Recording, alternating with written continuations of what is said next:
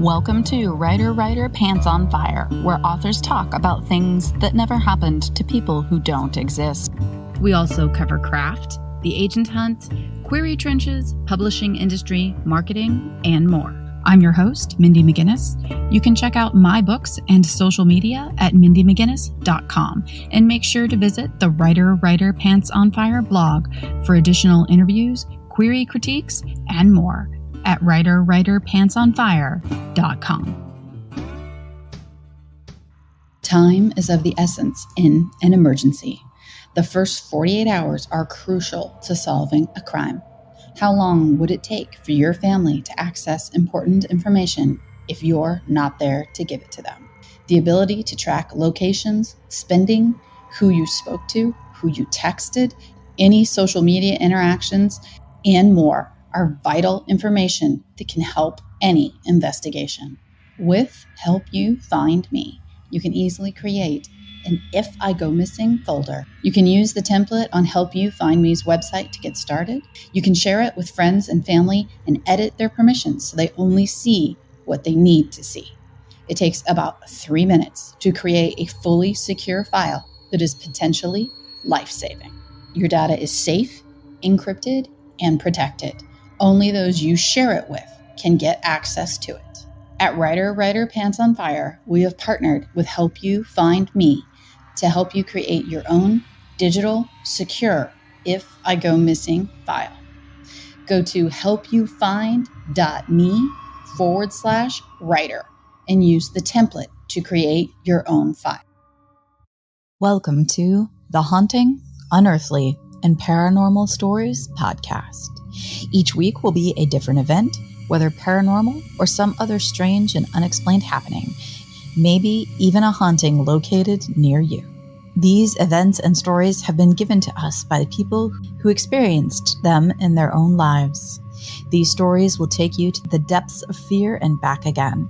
You will learn of places haunted by spectrals and other shadows, ghost investigations, the demonic happenings and possible possessions, dream homes taken over by paranormal events. Within these stories, you will question yourself and locations you have been to, times you caught movement out of the corner of your eye, or thought you did. You may question locations you currently visit and begin to wonder if those noises you hear are truly the building settling or someone from a past life walking down the hallway towards you.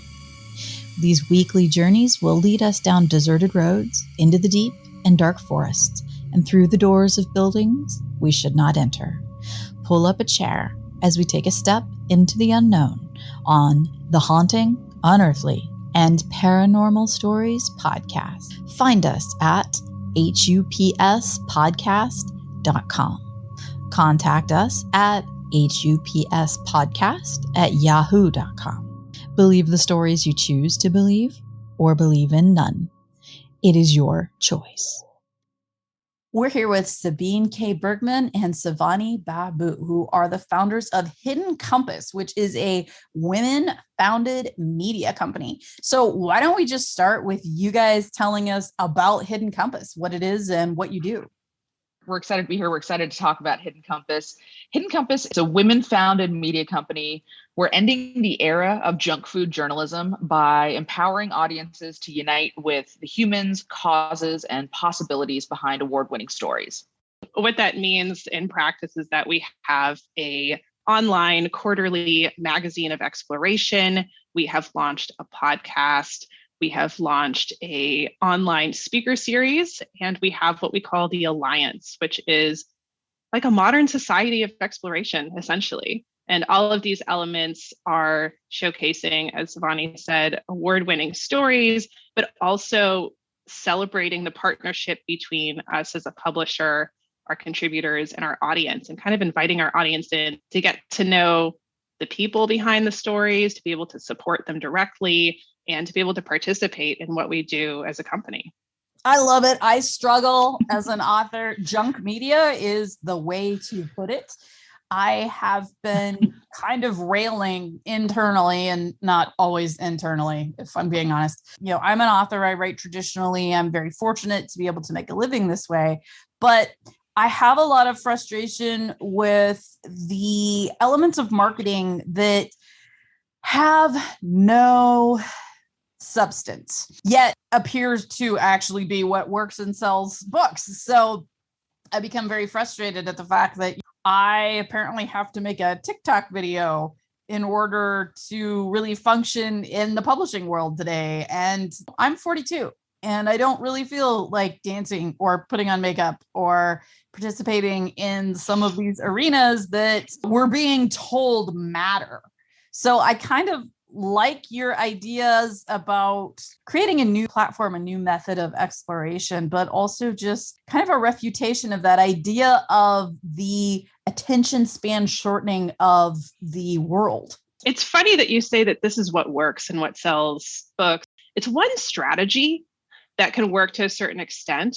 What Sivani and I talk about all the time is that everyone is trying the same strategy. To a large extent, we are ignoring people like I think all three of us who love deeper, funny, challenging, nerdy, intellectual stories that don't treat us like people who have 5-second attention spans. Behind the founding and the running of Hidden Compass are like these two dual frustrations on my part. Like one is as a writer, like I wanted places to publish stories that weren't shoehorned into a simplified version of reality. But then on the other side, as a reader, I was like, that's not the kind of stuff I want to read every day. It's not good for me. It kind of wigs me out. And I think a lot of people feel the same way.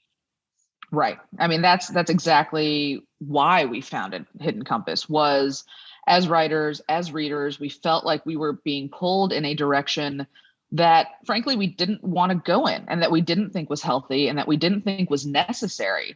And we believed that there should be a place for those longer, difficult, nuanced stories that we wanted to read as much as we wanted to write. I figured if we built it, we couldn't be the only people who wanted that. If we build it, perhaps they will come. I have fallen victim myself to the scroll and going through reels and just looking for that next thing and getting that little rush of adrenaline when, you know, a cat misses its jump or a person falls down on the ice in front of their house. And I'm just like, why am I doing this? Like, I will hate myself for spending time going through looking for that next thing that's going to make me laugh or like whatever it is. And I have found it affecting my brain. There's no doubt about that. Right. The way that I process information, I do have a harder time sitting down and reading. I do have a harder time saying I'm going to watch an entire movie. You may or may not be familiar with a book called The Shallows. No, I haven't. No, I don't know that one. Okay. I think that you would greatly enjoy this. Came out a while ago. I think they have updated it. It was by Nicholas Carr. It's called The Shallows, What the Internet is Doing to Our Brains. A very compelling book about your brain actually being rewired, about, you know, the endless scroll, about skimming, about how you aren't processing large chunks of text any longer. And I don't tag it entirely on the internet. Obviously, there are plenty of wonderful places where you can do long form reading and interact on a more meaningful level on the internet. However, again, this was originally published in 2010, so the title kind of reflects that. But there is a real impact on your brain and in your processing, your language and comprehension processing when you are simply pushing for that next little adrenaline boost. What I do is read. That's what I do. I sit down and I read and then I write. And the longer I participate in little 100-calorie snack packs for my brain is eroding. Right. Like there's no doubt in my mind. And what's been so interesting to me throughout this whole process of founding Hidden Compass and clarifying what our mission is and how we talk about it are the parallels between media, the internet, and junk food and food. And so we drew heavily on the farm to table movement when we started thinking about what Hidden Compass is, because there is this parallel with junk food, right? It's out there. We all know it's out there. You have it every once in a while. It's probably not going to kill you. But if it's all you're consuming, it's not going to end well. And it's the same thing with this type of media that is bite-sized, that is designed to give you that dopamine hit, designed to keep you coming back for more without really forcing you to engage with it in a meaningful way. But the exciting thing too is in looking at that parallel between food and media, right? I looked at the past of what happened in the food industry, right? For centuries, food was just by nature seasonal, handmade, local, organic, all things. And then there was this era of the commercialization of food, and processed food just started booming. Then there was this shift of people really caring about the quality of what they put in their bodies, willing to do the research, willing to invest more resources into thoughtful choices. And I think we're in the same place with media. I think there is this moment that's happening right now where people are starting to think about what they put in their minds, the way that we thought about what we were putting in our bodies. And that gives me such excitement and hope. Right. Because when Sivani and I entered this industry, everyone told us it was dying.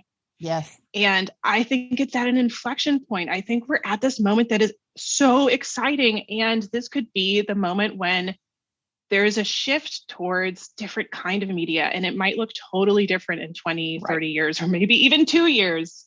Right. And it requires a lot of creative thinking to figure out how to make it work when on the monetary side, it's evolved. Clickbait drives content. And the reason it does that is because the way that internet advertising works and the way that publications make money isn't on the quality of the content, it's on how much of it they can get people to consume.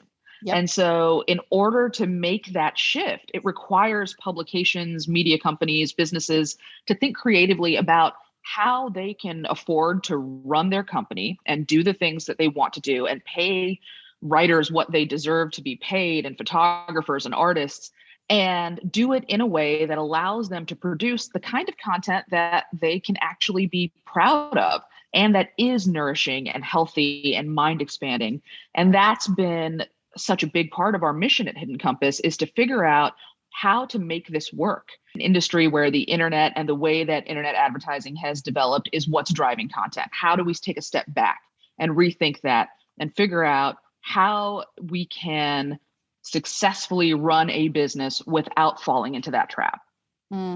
I could not agree more. I love the parallel to food. I tell people often, I was a teenager in the 90s and I live in the Midwest. Like, we drank pop. Like, that's what you drank. Yeah. What you did. And like, when I think about it now, it makes me feel so gross. That's what you drank. That's what you had with meals. That's what you drank when you were thirsty. If you were an athlete, you could drink Gatorade, but most of the time you were drinking pop. I think about that now and it makes me feel sick. I don't drink it. I drink water. Yeah. I remember when bottled water became something you could buy, everyone made fun of people that drank bottled water, at least where I'm from. Why would you pay for water? Like, it was just right. It was so bizarre that people would drink bottled water. Change happens, right? And I would love to see it continue to happen. Especially in the world of media. I want to go back to what you said about entering this world of media and publishing and long form writing and having people iterate to you that this was a dying industry. Can you expand on that a little bit? Sabine and I both grew up kind of in that era of National Geographic. We both had the giant stacks in our respective childhood homes of National Geographic and Time and Life and all of these magazines where long form media was the norm. A lot of our mentors and the people we looked up to in this industry had also sort of come of age in that time. And when we got into this business and they became, mentors and friends, so many of them were lamenting the loss of what they call this golden age of media, particularly related to travel journalism, and about how it was never going to be that way. And travel journalism was dying because it was all about listicles and that type of short piece content that does what we've been talking about. It's engineered to do. We hit a point, Sabine and I, where we had this question of, well, do we continue in this industry that everyone says is dying? Do we accept that this industry is in fact dying? And if not, what do we do about it? And for us, we looked at it and we didn't have that nostalgia for a time in our careers that looked very different because we were new to the industry. And so we could look at it and see what might be an opportunity where, folks that we absolutely adore were focusing on what they'd lost. And we had this moment, kind of a forced opportunity, really. I mean, we couldn't look backwards because to a certain extent, they were right that this print model has been disastrous. It's been really painful, actually, to see friends and colleagues who were editors at larger publications, storied publications, get let go because the editorial teams are being cut down. It's been horrible to see how fact-checking departments have been cut. Right. We talk about optimism and hope, and that's definitely a huge part of the story, but there are parts of the story too of just sadness. But it does mean that that decision to take the print business model and try and superimpose it on the internet, and then when that fails, to start selling user information and targeting advertising and kind of scrambling to make money in other ways. I mean, National Geographic sells furniture and wine now. Yeah. Most of their money is made through TV programs. They've cut many of the publications. And so obviously that isn't working. But at the same time, we think we're in the age of the internet, which means that we're in an era where readers have greater access than they ever have in the history of publishing. I mean, the internet could be leveraged to access this participatory nature of travel journalism that has never been tapped into before. And so I feel both, sadness for everything that's happening, but also this drive to move towards a vision of what this could be. Right. I mean, for us, this always felt more like an industry in transition rather than an industry that was dying. That there were these opportunities if you could come in and look at it with a different perspective. And it's hard for big publications to do that, right? National Geographic is a big ship. It is very hard to turn a big ship. So these publications that have been struggling and have made choices that have affected, frankly, the editorial quality of what they're putting out. One of the big issues with National Geographic and internal conflict has been with the television network being what brings in a lot of money, and the quality of what's being aired on that television network, and whether it meets the standards of the National Geographic Society and whether it meets the standards of the magazine. And so there are these internal conflicts that bigger publications and bigger media companies are having. And that was where Hidden Compass was at a little bit of an advantage. Actually, I'd say it's more than a little bit of an advantage in that we're small. Mm-hmm. We're small and we can afford to do things differently and try things out and experiment. And our hope is that when other companies and see that it can be successful to do it a different way, they find their own ways to do it differently, right? We don't think that we are setting the only example of how this can be done, but we hope that with, some publications, we're just showing people that it can be done and it can be done differently. And we don't have to drive content the way we have been. It doesn't have to be a quantity over quality game, that it can be quality over quantity, that there is a market for that people actually want that, and that it ultimately can be successful. I love so much everything that you're saying, especially when you're talking about, like, as an example, National Geographic.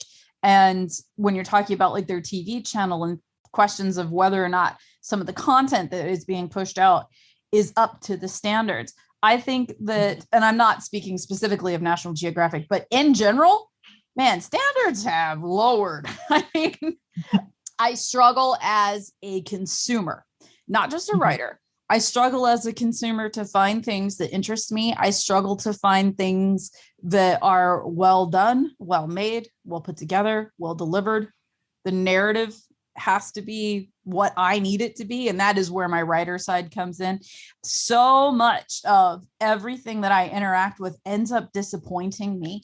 And I do think that that is why the depth is not there, the quality that I used to be able to access. And yes, you're right. When you have more invested in printing out a magazine and it has glossy photos and color pages, it's expensive for you to produce it. You're not putting all the content in there. You are making sure that what you're selling is worth what you're asking people to pay for.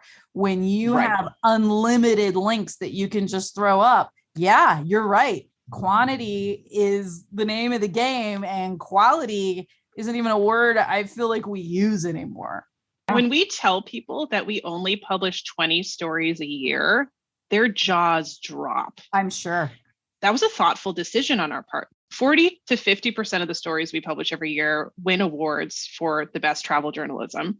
Nice. And that's because we only publish great stories. We have in-depth conversations in our editorial meetings about what is this contributing to the global conversation. And it's this focus on quality and award-winning stories, but also raising the bar for our audiences and saying, we're not going to dumb this down for you. Yeah. We're going to challenge you with the content. And we're also going to challenge you to meet the writers and photographers and artists behind the bylines. In 2020, we became the first media company in the world to publish profile pages and fundraising campaigns for every storyteller that we publish. And this is on top of the rates that we pay them.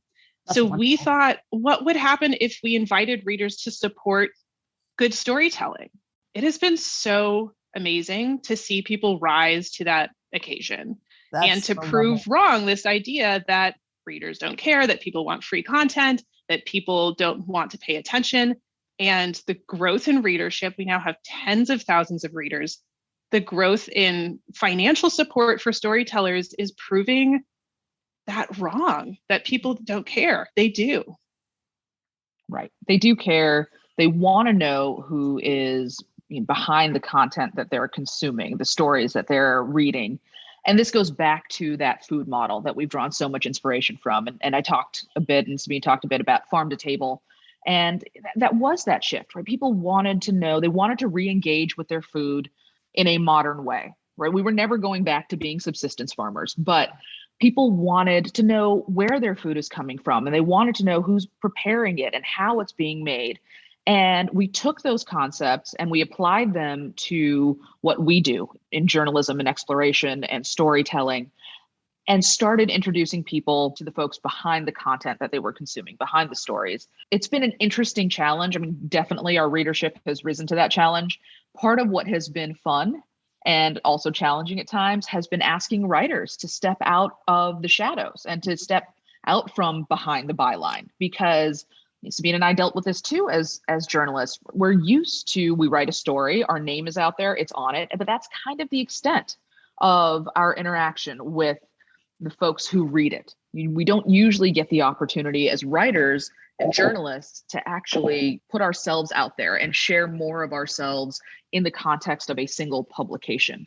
And so that opportunity on the other side of it, from the journalist side of it, has also been really interesting. And it's been really fun to see the journalists also step up to that challenge and engage with their audiences and talk about the work that they do more broadly, rather than just about the story, but what they're passionate about and what drives them to tell a story. And that's what people are responding to. They're responding to that connection with those journalists. You know who I'm thinking of, Siv, is Edme von Rijn, who is this incredible photojournalist. She does conflict photojournalism in the Middle East. And she is an incredible journalist and reporter and is not used to talking about herself or writing about herself. And us being Hidden Compass, we said, we're going to have a profile page for you. You're going to be on video. We're going to have photos of you and your bio and everything. And we want this story to have a really strong element of your story and your narrative.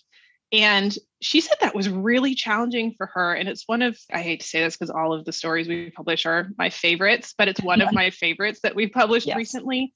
And it is this woven narrative of her work as a conflict photojournalist in the Middle East and her experiences dog sledding in Norway.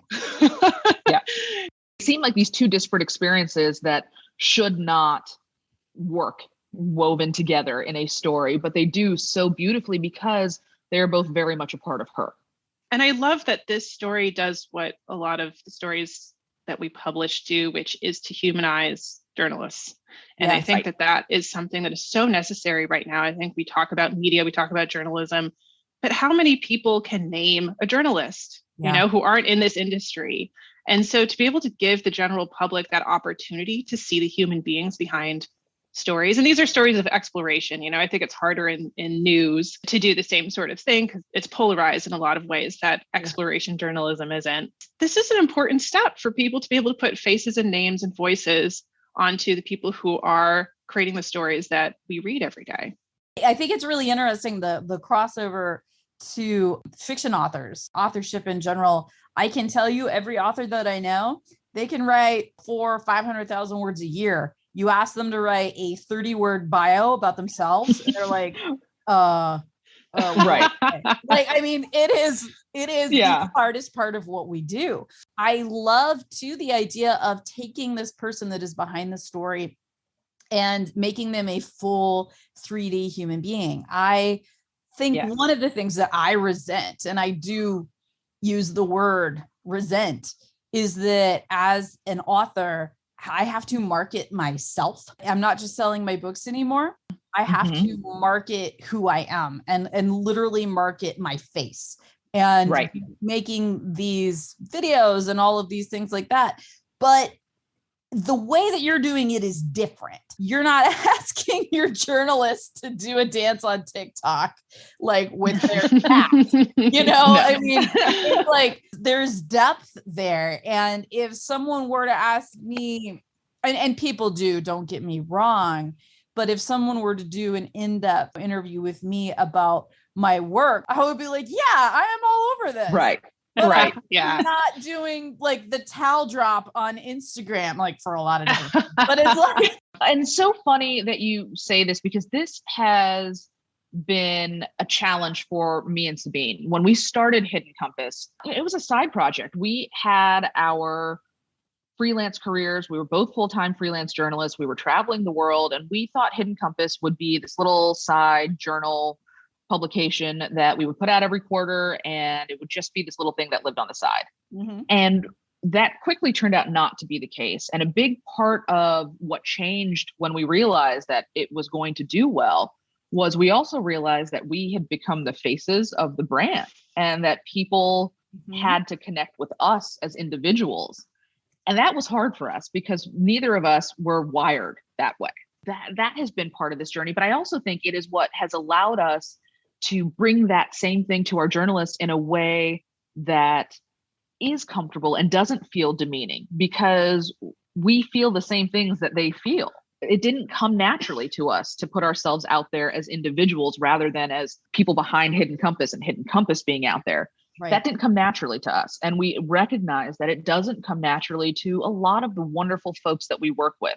And at the same time, we realize that a lot of the wonderful folks that we work with are spectacular individuals who have amazing stories to share, who have had experiences that we can all learn from. And so we're in this position where we know what they're feeling, but we also know what they're capable of. And we get to help them bring that to the world in a slightly different way. And that's incredibly rewarding for me, certainly. And I think for both of us. Yes, I would say for both of us. And there are two main elements at play here, really. I mean, we talk about humanizing journalists, and I don't know if the two of you have noticed, but humanity isn't perfect. And so exactly. It's not about them being perfect. It's about them being a person. At Hidden Compass, we're kind of tongue in cheek in the personality of our brand. And we're very much like trying to take back certain words. And so we call our journalists and our storytellers heroes. And we do that purposefully. We do that to say a hero isn't somebody who's perfect. A hero is someone who's standing up for something they care about. And that's the second element here, is that, we tell our contributors, yes, it's about celebrating you, but also you have a story to tell. Literally, you published a story with us that is important. And because it's at Hidden Compass, it means we had the whole editorial discussion about what is contributing to the global conversation, which means that it matters. And to invite these storytellers to step up and say, deforestation in Sumatra is something that is important. And this is why I did a photo essay about it. Or disappearing languages and language diversity is important, which is why I wrote a story about it. We're all about celebrating the nerds. We believe that everyone is a nerd about something. So when people hear nerd, they often think of very specific things. But we have had stories where the thing that is, the author is nerding out about, right, is the history of textile dye. Everyone's a nerd about something. And so these fascinations and these curiosities that have stories behind them that can teach us about all sorts of other things in the world have been a big part of the types of stories that we publish, right? It's the stories that contribute to these global conversations. It's the stories that send people down rabbit holes of research. That was one of the great things that we discovered about our readers when we were able to talk to longtime readers as well as prospective readers, is that folks would read a story and then they would go down their own rabbit holes of research because they were so fascinated by what they'd read. Yep. And that was a huge compliment. And it just reminded us, this is why we do what we do. And there are people out there who do want to be inspired by something that they don't even know exists yet. Create beautiful books with Vellum. Create ebooks for every platform with Vellum: Kindle, Kobo, Apple Books, and more. Each specialized file will guide readers to buy your next book in their store of choice. For print, choose your trim size and Vellum does the rest, giving you a professional result. Vellum 3.0 features 24 styles with 16 all-new designs. Each one allows for multiple configurations, giving you a new world of options for your books. Add a rich background behind the beginning of every chapter. You can even set the mood with white text on a dark background. Vellum comes with 6 illustrated backgrounds ready to use in your book, as well as a custom option where you provide your own. Also included in Vellum 3.0, new options for fonts, TikTok for social media, size control for custom ornamental breaks, and new trim sizes for your print books. Vellum. Create beautiful books. Whether you've written a novel, memoir, poetry, nonfiction, young adult, or children's book, you need a website to promote your work of art. PubSite is here to make that easy. PubSite allows every author, regardless of budget, to have a great-looking, professional website. This easy-to-use DIY website builder was developed specifically for books and authors. Whether you're an author of one book or 50, PubSite gives you the tools to build, design, and update your website pain-free. Build your website with a 14-day free trial, or hire PubSite to set up the website for you. Authors like Tom Clancy, Robin Cook, Janet Daly, and hundreds more use PubSite. Visit PubSite.com to get started today. That's PUB-SITE.com.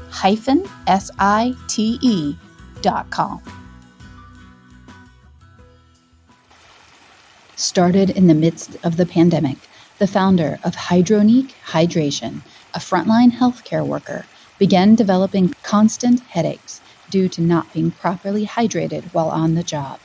Available drinks with all the necessary vitamins and minerals also came with a ton of sugar and caffeine. That's why he created Hydronique Hydration, sugar-free, keto-friendly, plant-based, antioxidant-rich electrolyte powder packets for daily use. They contain all the essential vitamins and minerals with a refreshing taste. Hydronique Hydration also contains elderberry, which has immune-boosting properties for support during this cold and flu season. Hydronique Hydration electrolyte powder packets can also fit in your bag or suitcase when traveling, if you can remember traveling. So, if you have trouble drinking healthily during your busy days in 2022, but want a sugar-free, keto-friendly vitamin drink, give Hydronique Hydration a try. Each pouch contains 30 electrolyte powder packets, perfect for a 1-month supply. Visit the website hydroniquehydration.com. That's www.hydronique hydration.com, or buy on Amazon, where there is currently a $10 coupon for a 1-month supply. Visit hydroniquehydration.com to learn more. So I'm from Ohio, and I don't live near any large or earthworks, but we have here in Ohio, there's a system of earthworks that were discovered when white people showed up. And it's essentially, at this point in time, they've been dubbed the Hopewell and Adena cultures. And those are the names of the white people that like discovered them. But essentially there was a prehistoric people here that moved around huge, massive amounts, hundreds of thousands of tons of dirt to make mounds, and not just burial mounds. Like they made the serpent mound is probably the most famous one here in Ohio. That's what I'm a nerd about. I am a nerd about our earthworks in Ohio. Yeah. And we literally like know nothing about them. Like basically when Europeans showed up, they were talking to the Native Americans, like especially where I'm from, it would have been the Cherokee. And they were like, hey, so what's up with all these earthworks? And the Native Americans were literally like, dude, we have no idea. Wow. Yeah, they were like, these have always been here. We don't know. Other people did it. It's funky. And like, they're just super, super old. And we literally know nothing, next to nothing about these people and what these were used for. And when I tell people about the Adena and the Hopewell and the earthworks, people are like, what the hell are you talking about? And I'm like, no, it's this whole thing. It's like Egypt, but it's in Ohio. And they're like, what? Oh, that's amazing. You know, it just is so incredible to me how much we don't know. I love that you bring up this idea of discovery and exploration. It's a thing we talk about a lot. And I think that there's this pervasive feeling that we've discovered most everything there is to discover and that the age of exploration is over. This is another thing that Sivani and I fight back against. We're like, journalism is not dying and the age of exploration is not over. And it's because of things like this, Mindy, these earthworks. And also you brought up that, you know, there are these European explorers and these white explorers who come in, and that really represents the old age of exploration. We're at a moment now where we are celebrating different kinds of voices.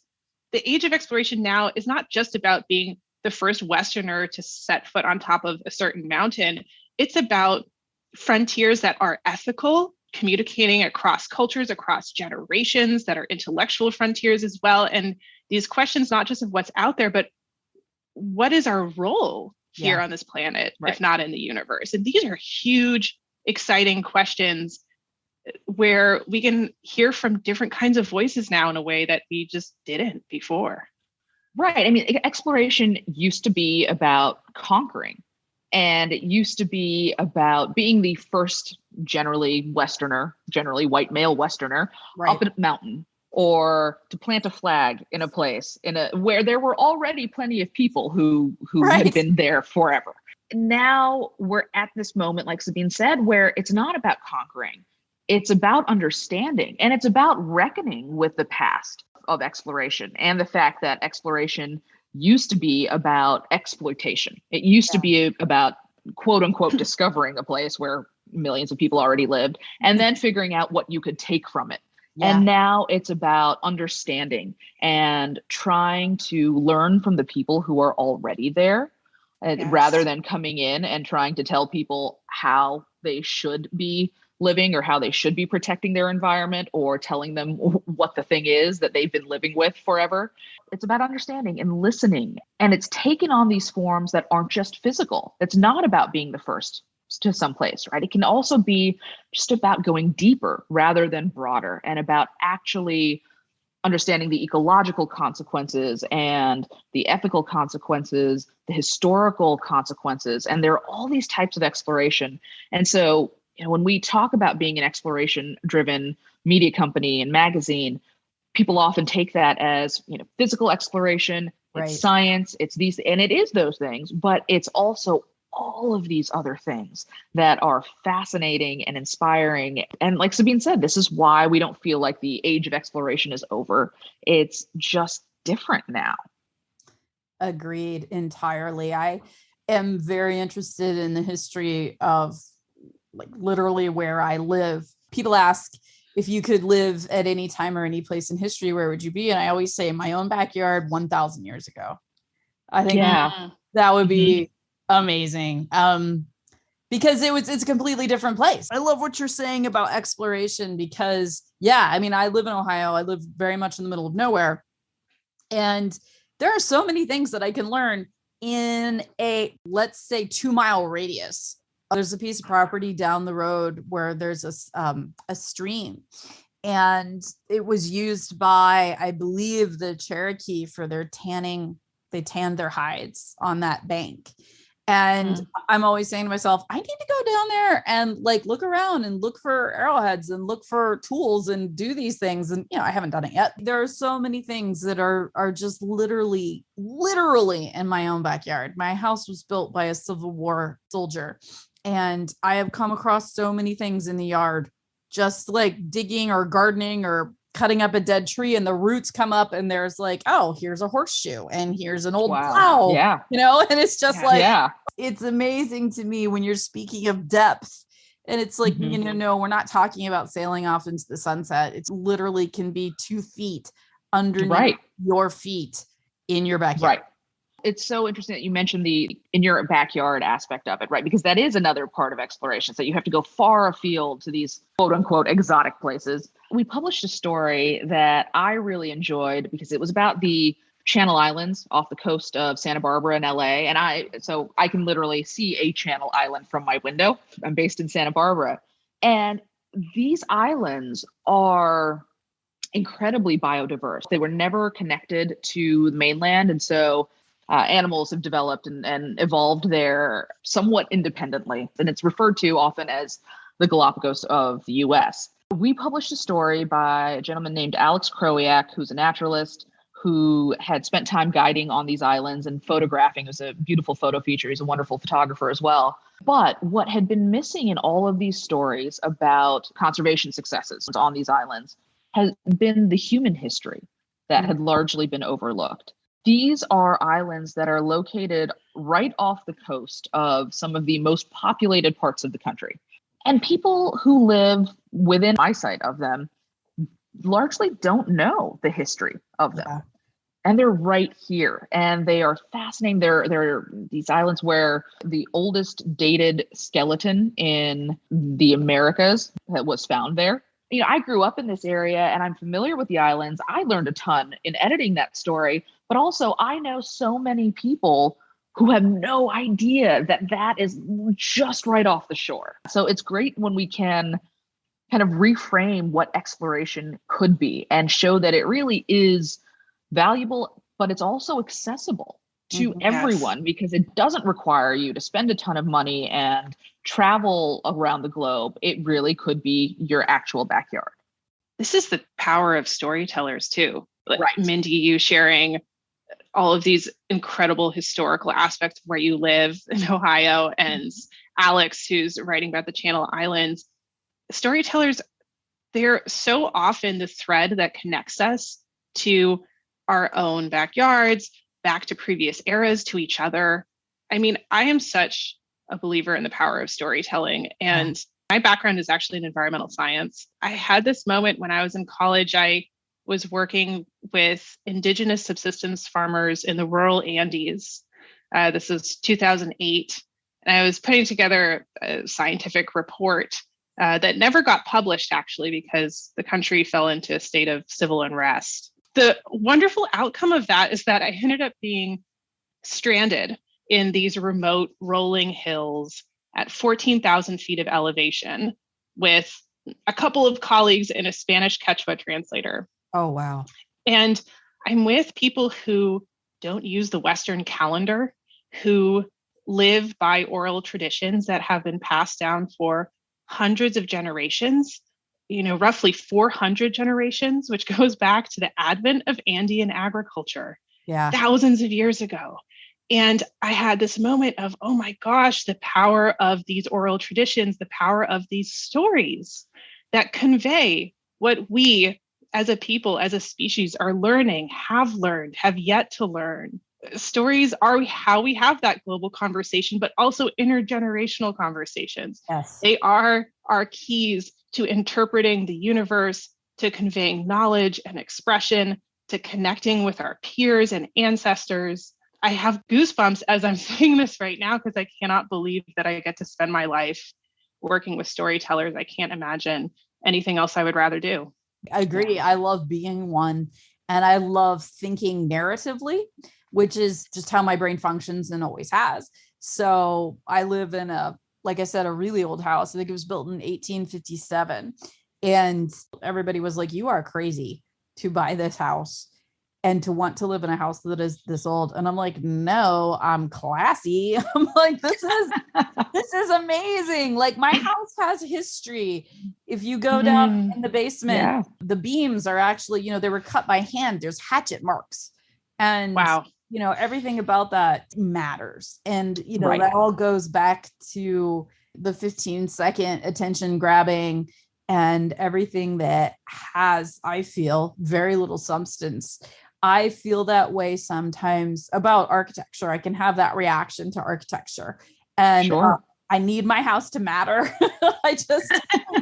I researched the house when I bought it, and I know the name of the soldier that built it, and I actually found his grave, and I went to his grave, and I was like, hey man, thanks for building my house. I love my house. Wow. Yeah. I'm going to take care of it for you. That matters to me because it is all story.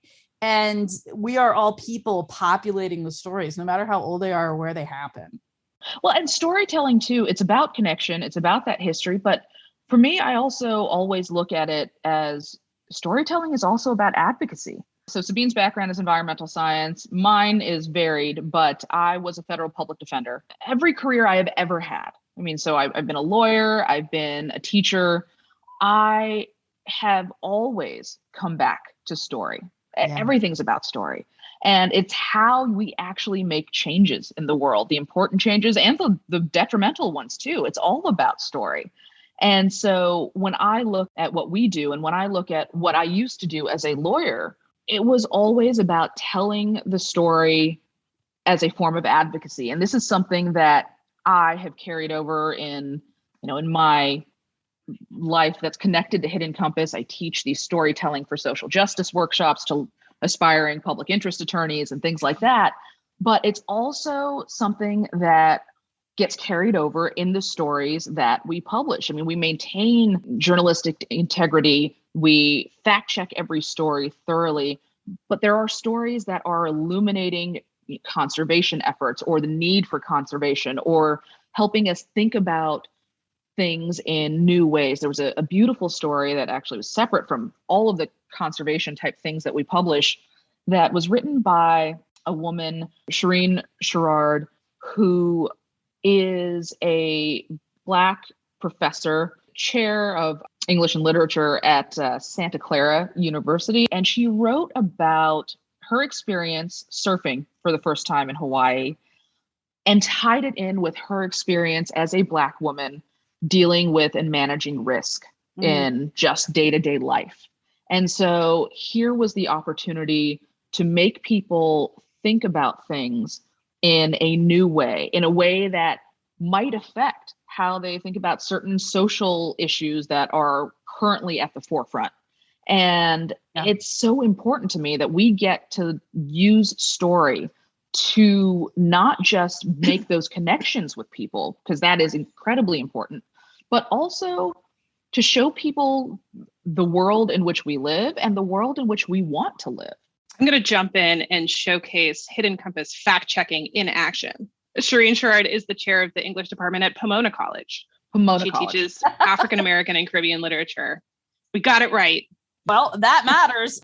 So last thing, why don't you let listeners know where they can find Hidden Compass and some of your other efforts that are tied into Hidden Compass and some of the stories that you're most excited about recently?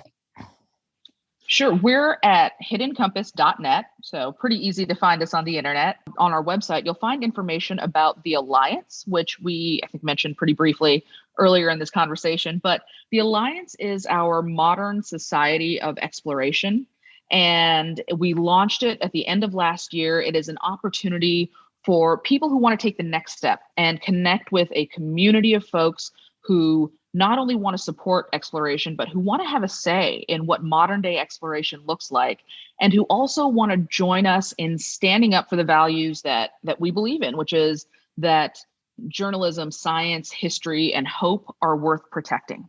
And so the Alliance gives folks access to our storytellers. We'll be funding larger expeditions, and our Alliance members will get to help us choose the ones that we fund.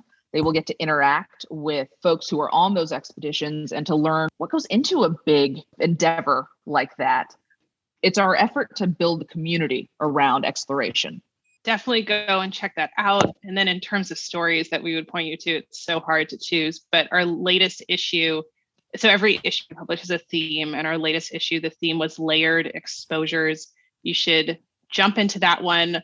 There are fundraising campaigns that are active for all 5 of the storytellers, so you can contribute to support each of them directly. There is a story by a writer and filmmaker named Paul Fisher about these Palestinian twins who are obsessed with the promise of the movies, but grew up in a place where all of the cinemas were shut down, and they have this impossible dream that they fight through. And it's about the history and the violence of that era. And also the hope and the amazing things that can come out of that place. There's an incredible photo feature by documentarian Eric Dusenbury in Musella, Georgia, where he's inspired by these Depression era portraits by this iconic photographer, Dorothea Lange. And he takes a large format camera, very old school, and he sets off to capture modern agrarian life. And that's in our time travel department. So it's, inspired by Depression era photography and then bringing modern photography in, but with, older technology. There's this story about the architecture in Vietnam. I mean, just go and read the entire issue at this point. I'm going to tell you all of it, and poke around and see what you love, because we have things for all kinds of nerds. Definitely. And we hope you discover something that you didn't know existed, but that fascinates you. Vellum, It Just Works. Best-selling indie author Alex Liddell, whose book Enemy Contact, An Enemies to Lovers Romantic Suspense, hit number 25 in the Amazon paid Kindle store, has this to say about Vellum. There are always a ton of hang-ups in the publishing process, from the printer running out of ink at just the wrong moment to Amazon rejecting margins. But Vellum has been one program I can depend on. It formats my manuscripts quickly, professionally, and, most importantly, in a way that never gets rejected by any online retailers. Visit www.tryvellum.com/pants to learn more. That's tryvellum.com/pants. Vellum. It just works.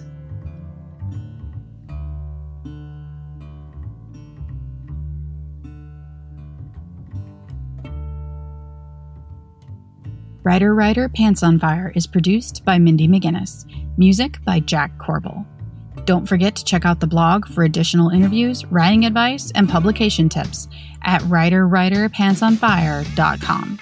If the blog or podcast have been helpful to you, or if you just enjoy listening, please consider donating. Visit writerpantsonfire.com and click Support the Blog and Podcast in the sidebar.